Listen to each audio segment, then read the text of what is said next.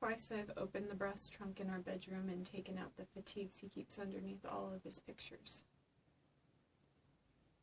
I've never been to the desert, but when I look at postcards of New Mexico and Arizona, I have the smell in my head that it smells like diesel and fireworks.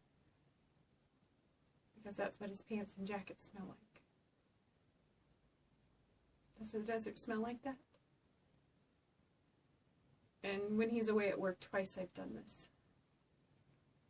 I put on his boots and his pants with all the pockets and his jacket.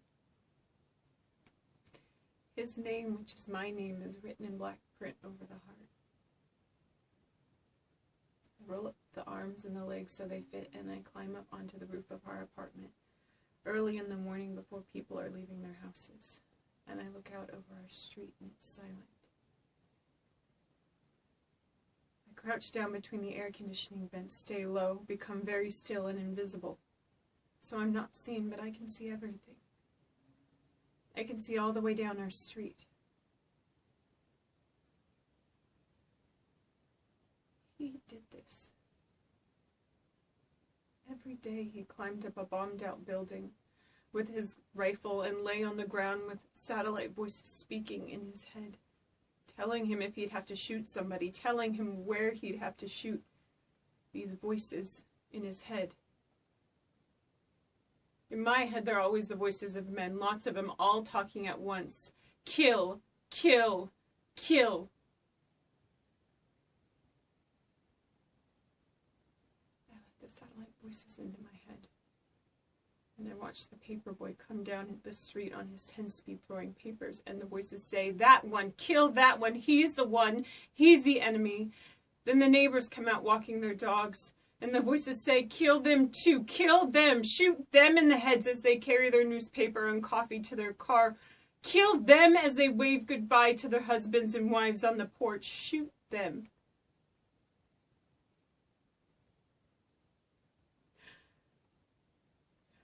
So easy. Once you've imagined all these voices, to think the satellite voices are gods, and who's going to argue with that? Twice I've done that up on the roof.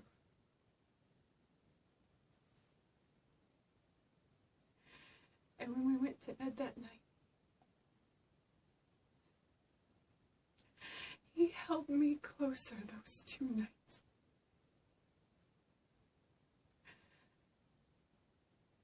He put his head on my chest, breathed in my skin, and said,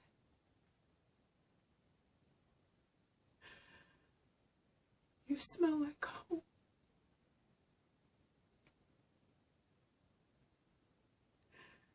It smelled like him when he was in the desert and not home at all. He doesn't even know what home is supposed to smell like. He loved me better because I smelled like war.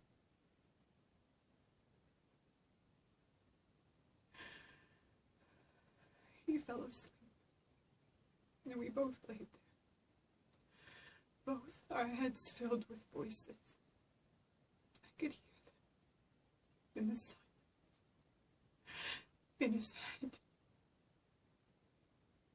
If I could, I would cut a hole in his head to get the voices out, to tear the voices out that won't stop echoing. If I was better, if I was stronger, if I was a man, if I was a soldier, if I had fought, if I had killed people, if I carried a gun, if I knew how, I thought it would be enough to go up on the roof, to let the voices into my head. They won't stay.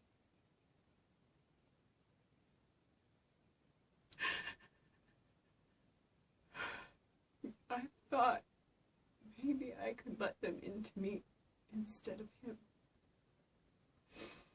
But they slip away. It's not enough to smell like war. It's not enough to smell like home. Come home, please.